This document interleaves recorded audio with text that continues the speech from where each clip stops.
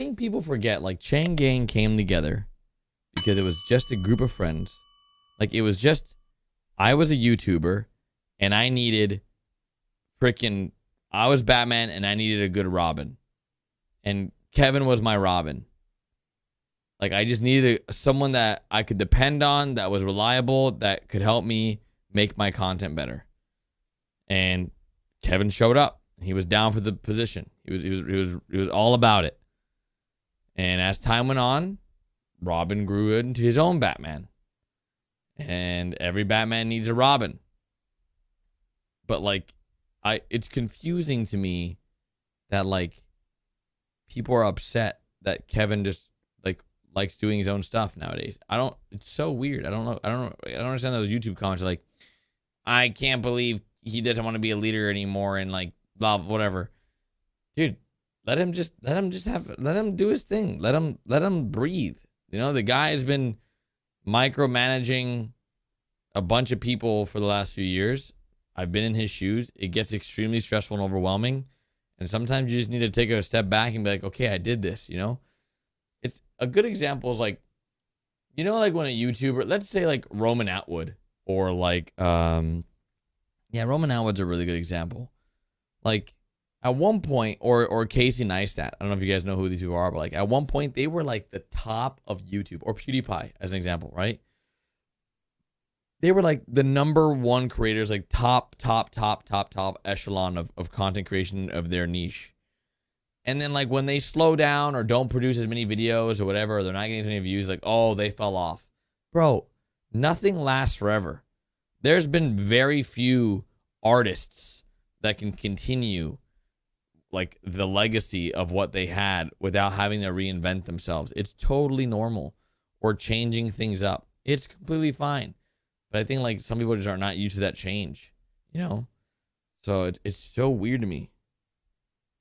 It's just weird. It's just like, hey bro, like we're doing our best. And we just hope that the fans kick it with us for the adventure. Love or hate us, you know, we're doing our best. I think like some people forget, like, yo man, like we're just here to have a good time. At the end of the day, especially me, with all the streaming stuff, like I'm just here to have a good time, man. Like the money's cool, but like I could definitely do without it if it becomes to a point where like it's super unhappy for me.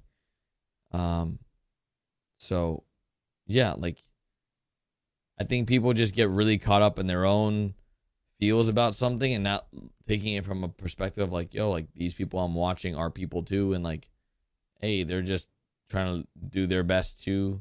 We're all just trying to do our best out here. So